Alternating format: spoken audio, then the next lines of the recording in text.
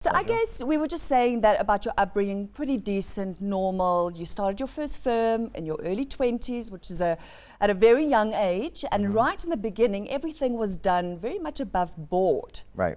So then what happened?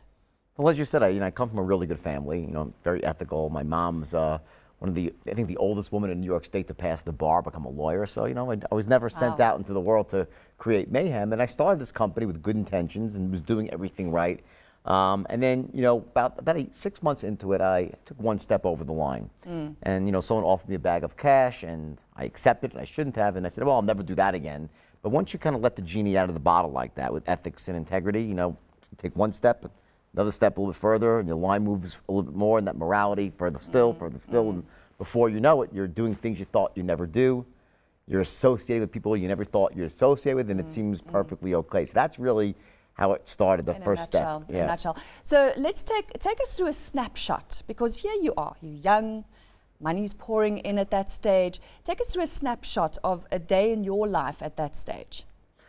Wow, well, a typical day in my life consisted of, number one, massive quantities of drugs, all recreational, some from the doctor, but mostly, not from the doctor, and I had a rip-roaring drug addiction. Started off as, again, very small and then escalated. So on a typical day, to wake up and very early, 6 o'clock in the morning before my then wife, was wife number 2, a couple of wives ago, not doing so good in the wife department, right? But anyway, I'd take some drugs in the morning, get high, then be sober again, get up and go to work, trade for a few hours, go out for lunch, get high for about half hour during lunch, go back to work, cut a deal, take over a company, take something public, make a few $1,000,000, go out for a few drinks with my mates, then get high again, come home for dinner with my family, one more high, get high again. That was it was insanity. I lived what I call lifestyles of the rich and dysfunctional, which consisted of a massive drug addiction, not being faithful to my wife, cutting, $100 million deals, routinely,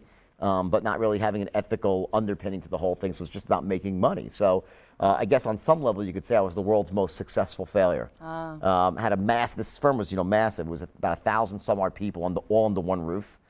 Everyone was very young, seizing the moment. Everyone's just barely post-adolescent. So the firm started to spiral out of control. We had, just drug deals on speed dial and just, midget tossing competitions on Friday afternoons. This is stuff that's not okay, but back then it just was like just run-of-the-mill stuff, and just everyone was just, it was just a day-to-day living thing. the life. It became like normal life to you. Exactly. It was like, in ancient Rome, in my book I used the analogy, like, in ancient Rome, they fed their slaves to the lions, but they thought it was okay. It's like it just becomes like the abnormal becomes the normal. And that's really what it was like inside the boardroom. We were just very young and very, very rich, and it spiraled out of control. What was the craziest thing that you did at that point in your life? In the boardroom, I would say the low point was probably the midget tossing competition, which, it wasn't my idea. How did you come up with that idea? It was my junior partner's idea, and he wanted to bring this midget in. And listen, the midget, for just in our defense, this was no ordinary midget. He was a midget wrestler. He was big and tough, and he was all for it. He was like just promoting the whole thing, the guy. And so that was how that started. We made it into like a diving competition. We had wrestling mats and a bullseye with Velcro. You have no idea. We did everything. It was like nuts. We were playing out our adolescent fantasies. So on a level of insanity in terms of like in the boredom, that was probably it. I think probably the most insane thing I did was I had a 170-foot motor yacht, and I just was high one day, and I took it out into a storm, because I was just felt like being in the boat, not being in port, and next thing I ended up in some massive gale, and the boat started sinking, and me and 17 other people had to be rescued off the boat by helicopter. Just another day in the life. Another day in the life. It sounds like a movie, and we're actually going to talk about that a bit later on. So when this was all happening, where was your family? My family was, my dad actually worked for me, believe it or not. So he was, managing the actual finance side of things. Wasn't in the brokerage side, just, paying the overhead. So my dad was around. My second wife was, she was the stay-at-home mom, and we had. So the first wife said, "I can't do this. I'm out." No. That's actually, I was, I wish that was the case, but unfortunately I was having an affair. So it was typical Wall Street attitude, So I was having an affair, and next thing I knew, I fell in love with the person I was having an affair with, and I ended up marrying that woman, and became my second wife, and then the mother of my children. I didn't have children with my first wife. Right. So we broke up, and there was no connection. And I went on my way, and So that was then wife number 2, and we had kids together. So we had this sort of like really what you would think would be like sort of this normal life in the sense that, we had our children, we, went out for dinner, we went on our vacations, we had bodyguards following us around, private jets, we were living like rock stars, But she knew what you were up to, right? Yeah, she knew what I was up to, in terms of what, like the cheating and stuff like that. Well, and the drugs and the... She knew what the drugs and again, like it's this sort of thing where the abnormal becomes the normal, and I think on some level with the cheating, mostly it was with prostitutes. Not that that's right, but it wasn't like I was having affairs with women and stuff like that. Another great rationalization. So I was basically just living this insane life, and she was living her life, which was pretty much insane on her own level, and it just seemed all normal as we went through it. And then, so did you not at any point sit down and go, what I'm doing is wrong? I'm stealing money from people, I'm neglecting my children, my family. What I'm doing is wrong. What am I doing? There wasn't a day that went by that I didn't really question, what I was doing or, the morality of it all. Not every day I did. Every day I looked in the mirror, I had second thoughts about it. But human beings were great rationalizers. I had rationalizations for everything. I think one of the things that people connect with about in my book is that in the book I kind of lay out all the rationalizations as I'm doing stuff. Like I'll purposely talk about it in insane terms, and then I'll have a separate dialogue which says the rationalization of this is, I almost, it's my own dialogue making sense of my life. So in terms of, cheating on my wife, I was like, well, I'm not really cheating on her because, it's not affairs. This is just, professional, prostitute. So it's just, there's no emotional attachment. In terms of my business, 95% of what I was doing was legitimate. It was only a small percentage that was illegitimate. So I said, well, I'm not doing anything differently than anyone else was doing. Yeah. And again, that doesn't make it right. And on some level, it was true. Many people were doing what I was doing, front-running trades.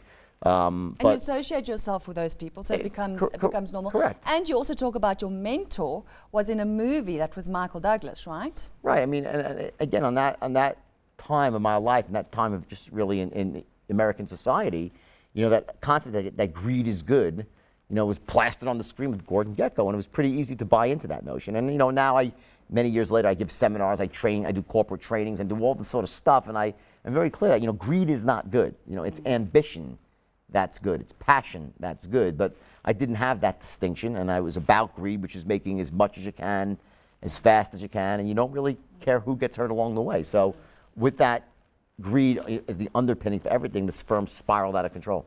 And how did you get away with it for so long, Jordan? Because it was very subtle. It wasn't like I was running a fraudulent brokerage firm. It wasn't like a Bernie Madoff where there was no. It was just it was a legitimate firm. Everything was legit. And then once every 2 months, I would do a trade or two that was over the line.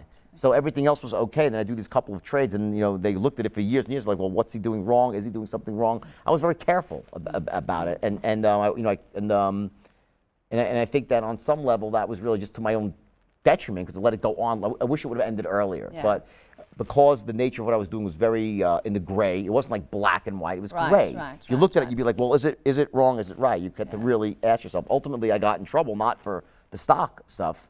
I got in trouble for money that I had actually brought to Switzerland for tax evasion.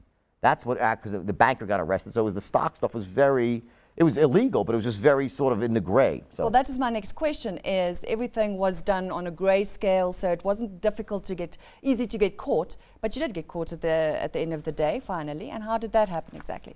I got caught because I'd started doing some overseas transactions, and I had money smuggled overseas, and then the banker that I was using, just by coincidence, got arrested in the U.S., having nothing to do with me. He was on some other case, and he got arrested. He gave everybody, and that's how, so he gave me up, and that's how really, yes. There you go. And then you made a deal with the FBI. Who makes a deal with the FBI? Everybody in the United States. How did that come about? What was the deal about? Well, the deal was originally that they wanted information. When I settled the case, they wanted information on, on the stock market in general, how things are working. Because I was sort of the guy with the most knowledge of this area of the market, pretty much in the world. They kind of almost carved out this entire niche. I was the first guy in this selling $6 stocks to the wealthiest 1% of Americans, and so it was my niche. So they wanted information how it worked, who were the players, all this sort of stuff like that. How was the whole thing operating behind the scenes? And then ultimately they wanted me to cooperate against certain individuals, and that was probably one of the toughest things I ever did. And when it came down to it, they asked me to cooperate against one of my best friends, and I didn't do it, and I got in a lot of trouble because I actually passed him a note and saying don't talk because I was wired, and then what happened was he didn't talk, and then 6 months later he gets indicted. He rats me out. And said, oh, he passed me a note. And I was, In the end, I did an extra 6 months in jail because of that, because I wouldn't rat out my friend. I would have done about 16 months. I did 22. But yes, I thought I did the right thing at the time. 22 versus potential 30. Right. Well, if I would have not cooperated at all, would have That would have gotten been 25 years. Yeah, you would have looked at that, right? Which is really, the U.S. is very tough because they have sentencing guidelines. And if you go to trial, which is why most people end up pleading guilty or cooperating, because it's just the risk is so severe if you lose. If you do. It's a life destroyer. So we're going to have to leave it there. When we come back, we'll talk about prison. okay.